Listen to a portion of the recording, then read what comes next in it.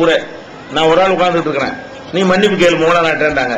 கேட்கிறேன், அவர் செஞ்சு சரி நிரூபிக்க சொல்லும் கேட்கிறேன், மன்னிப்பு கேட்பேன், தப்பு நிரூபிக்க சொல்லும் கேட்கிறேன், ஒன்னும் செய்ய முடியல, பதிலே சொல்ல முடியல. நான் கேட்கிற ஒரு கேள்வியா கேட்கிறேன், ஆள் உன்னோட உளர ஆரம்பிக்கிறார். அந்த மாதிரியாக பிறகு என்னவாச்சு, அல்லாஹ் அதுக்கு பிறகு நம்ம ஊர்ல ஒரு பெரிய எழுச்சியை தான் உண்டாக்கணும். நாங்க தனியாவெல்லாம் நிக்கல, தனித்து விடப்பட்ட நிலையில இருந்தாலும் இன்னைக்கு நம்ம அப்படியே இருக்கிறோம். அதனால நீங்க இந்த மாதிரியான விஷயத்துக்கெல்லாம் என்ன செய்ய வேண்டியதில்ல, பயப்பட வேண்டிய தேவை கிடையாது.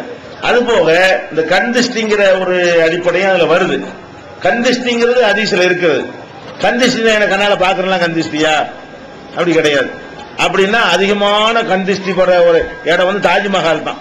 அதனால நிறைய பேர் பாக்குறான், பார்த்து ரசிக்கிறான்ல, என்னடா இப்படி கட்டிருக்கலாம் அப்படின்னா தாஜ்மஹால் அழிஞ்சு போயிருக்கணுமா இல்லையா? அப்ப இந்த சினிமா நடிகை உலக அழகெல்லாம் நிறைய பேர் பார்த்து ரசிக்கிறாங்களே, அப்ப கண்ணு பட்டவன ஒண்ணு போயிரு எல்லாம் பார்த்து அழகு ரசிக்கத்தானே செய்றீங்க, இன்னும் அழகாடா இருக்கிறான் அப்படின்னா அவன் என்ன சொன்ன குரங்கு மாதிரி போயிடணும்ல, அவன் காணாம நல்லதானே இருக்கிறான். சினிமா நடிகைகளை எல்லாரும் நேரடியா பாக்குறான், சினிமாவில் பாக்குறான், படத்துல பாக்குறான், பார்த்து ரசிக்கிட்டு இருக்கிறான், ஏங்குறான். அப்ப இதெல்லாம் பாதிச்சுச்சா? இதெல்லாம் கிடையாது. கண்டிஷனா கண்ணால பார்த்தவன நல்ல ஒரு மரம் ஊட்டி இருக்குது, அது எவ்வளவு ரசிக்கிறாங்க கண்ணால. கருகி போச்சா ஊட்டி? நம்ம ஊட்டிக்கு போறோம், நம்ம ஊரோட ஊட்டி நல்லா இருக்குமா இல்லையா? ஊட்டிக்கு போனா கொடைக்கானலுக்கு போனா எஸ்பி படத்துல நல்லா தானே இருக்கு. நம்ம என்ன செய்வோம், அதை பார்த்து ரசிப்போம். ரசிச்சோம்னா அது என்ன செய்யணும், கண்ணு பார்த்தவன கண்ணு பார்த்து ரசிட்டோம்ல, அசிங்கமா உள்ளதானே ஒண்ணு ஆகக்கூடாது. ஒரு குழந்தைய எத்தனை பேர் தூக்கி கொஞ்சிறாங்க, அழகான குழந்தை, பெத்த தாய் 100 தடவை ஒரு குழந்தைய கொஞ்சிறா, கண்ணாலதான் பாக்குறா, ஆயிருமா? அதல்ல கந்திஷ்டிங்கிறது. கந்திஷ்டி கண்ணுன்னு ஒரு அடையாளத்துக்கு சொல்றது தானே தவிர வயிற்றறிச்சலுக்கு பேர் தான் கந்திஷ்டினா விளைக்கணும். ஒரு மனுஷன் வசதியானவனா இருக்கிறான், பக்கத்துல ஒரு ஏழை இருக்கிறான், அவன் பாட்டு பிரியாணி சாப்பிடறான், ஏழை கொடுக்க மாட்டாங்களாம். அந்த ஏழை என்ன செய்வான், இப்படி திங்கிறாங்களே அப்படின்னு ஏங்குறான்ல ஒரு பத்துவா, அது அல்லாட்ட அங்கீகரிக்கப்படுது. அவன் என்ன செய்யறான், என்னடா இவன் இப்படி திங்கிறாங்க, நமக்கு தரமாட்டேங்கிறான், நம்ம பக்கத்துல ஏழை விட்டுருக்கோமா இல்லையா?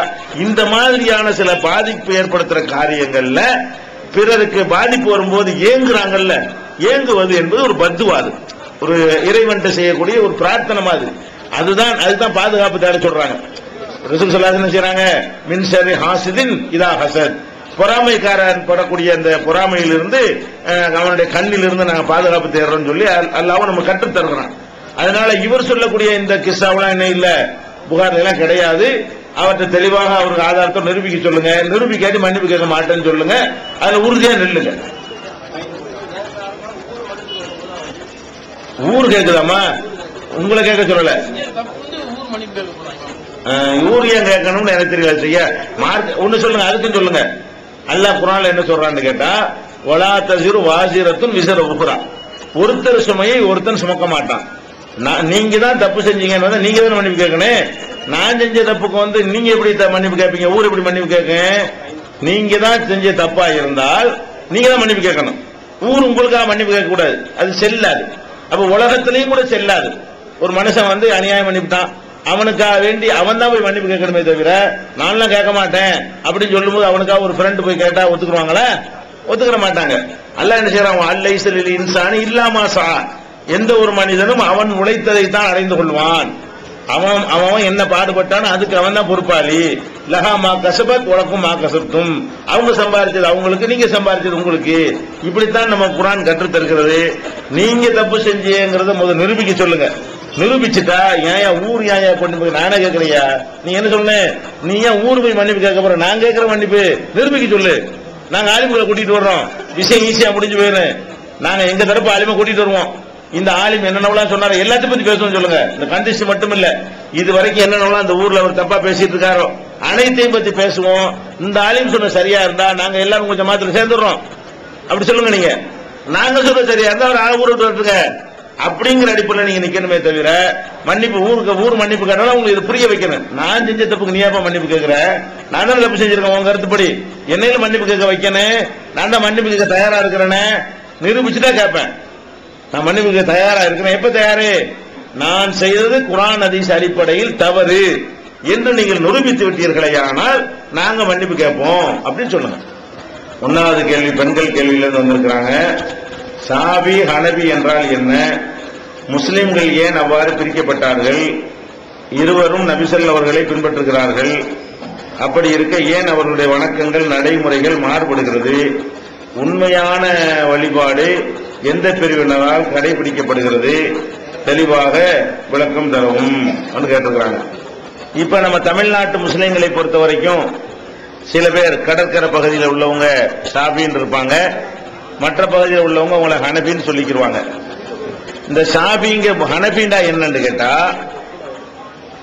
அபு ஹனீஃபா என்று ஒருத்தர் இருந்தார். அவருடைய உண்மையான பேர் வந்து நுஅமான் பின் சாபித். அவருடைய பட்ட பேர் தான் அபு ஹனீஃபா. அபு ஹனீஃபாங்கிறவரு ஹிஜ்ரி 80 பிறக்கிறார். ஹிஜ்ரி 80 ரசூல் ஸல்லல்லாஹு அலைஹி வஸல்லம் காலத்துக்கு 80 வருஷத்துக்கு பிறகு என்ன செய்யறாரு? அவரு பிறக்கிறார். 150 ஒரு மௌத்தாயிடுறாரு. இந்த 80ல இருந்து 150 வரைக்கும் ஒரு 70 வருஷ காலம் அவர் உலகத்தில் வாழ்ந்தார். அவர் நல்ல ஒரு அறிஞரா இருந்தார். அவர் பேரை பயன்படுத்தக்கூடியவங்க அபு ஹனீஃபான்னு வருதுல ஒரு பேர்ல, அதனால ஹனபின்னு வருது. அபு ஹனீஃபாங்கிற அவருடைய பேர்ல ஹனீஃபான்னு வருதுல, அதுல இருந்து நினைச்சிட்டாங்க நாங்க ஹனபி, அதாவது அவரை பின்பற்றக்கூடியவங்க அப்படின்னு சொல்லி அவங்க பேரை வச்சுக்கிட்டாங்க. ஷாஃபிங்கிறாங்கல்ல, ஷாஃபிங்கிறவங்க யாருன்னு கேட்டா, இவர் வந்து முகமதுன்னு ஒரு ஆளு, முகமது பின் இத்ரீஸ், இத்ரீஸுடைய மகன் முகமது. அவங்க தாத்தா பேரு ஷாஃபி, முகமது பின் இத்ரீஸ் பின் ஷாஃபின்னு வரும். அவங்களுடைய தாத்தா பேரு ஷாஃபின்னு இருந்தது. இந்த முகமது பின் இத்ரீஸ்ங்கிறவர் வந்து ஹிஜ்ரி 150 பிறக்கிறார். அபு ஹனீஃபா எந்த வருஷம் மௌத்தா போறாரோ அந்த வருஷம் இவர் பிறக்கிறார். அப்ப 150 பிறந்து அவர் ஒரு 220 வரைக்கும் வாழ்ந்துட்டு அவர் மரணிச்சிடுறாரு. அவரை பின்பற்றணும்னு சொல்லிக்கிட்டு தான் என்ன செய்யறாங்க ஷாஃபி. இவங்களும் நல்ல அறிஞர்களா இருந்தாங்க அந்த காலத்துல. இந்த அபு ஹனீஃபாங்கிற ஒரு ஆளும் ஷாஃபிங்கிறவங்களும் இந்த காலத்துல மார்க்க அறிஞர்கள் எவ்வளவு பேர் இருக்கிறாங்க நாட்டுல, அந்த மாதிரி ஆயிரக்கணக்கான அறிஞர்கள் இவங்க 2 அறிஞர்கள். இவங்க 2 பேர் தான் உலகத்தை அறிஞர்கள் கிடையாது. இவங்க காலத்துல இவங்களுக்கு மேல பெரிய பெரிய அறிஞர்கள்லாம் இருந்திருக்கிறாங்க. அபு ஹனீஃபாவுக்கு நிகரான மேலான அறிஞர்கள் எல்லாம் இவங்க காலத்திலே வாழ்ந்தும் இருக்கிறாங்க. அப்ப இந்த 2 பேருக்கு மட்டும் இந்த அரசாங்கத்துல வந்து இவங்களுக்கு ஒரு பதவி இவங்களுடைய ஆட்களுக்கு கிடைச்ச காரணத்தினால இந்த அபு ஹனீஃபாவுடைய ஃபாலோயர்ஸ்ங்கிற அடிப்படையில் ஒரு கூட்டம் என்ன செஞ்சாங்க, உருவாயிட்டாங்க. இப்ப இந்த 2 அறிஞர்கள் பேர்ல தான் நாங்க ஹனபி இமாமை பின்பற்றோம் அப்படின்னு சொல்லக்கூடியவங்க ஹனபின்னு ஆயிட்டாங்க. ஷாஃபி இமாமை பின்பற்றோம்னு சொல்லக்கூடியவங்க ஷாஃபின்னு ஆயிட்டாங்க. ஆனா உண்மையில நீங்க பாத்தீங்கன்னா ஷாஃபி என்று சொல்றவங்க ஷாஃபி இமாமை பின்பற்றல, ஹனபி என்று சொல்றவங்க ஹனபி இமாமை பின்பற்றல. அவங்க பேரை பயன்படுத்திக்கிறாங்க. எப்படி இந்த அரசியல் கட்சிகள் வந்து நாங்கள் வந்து பெரியார் வழி நடக்குவோம் அப்படிம்பாங்க. உதாரணமாக பெரியாருக்கு அவங்களுக்கு சம்பந்தமே இருக்காது. பெரியார் வழி நடத்துவோம் சும்மா பேர்ல சொல்லிக்கலாமே தவிர பெரியார் வழியில் அவங்க நடப்பாங்களான்னு செய்ய மாட்டாங்க, நடக்க மாட்டாங்க.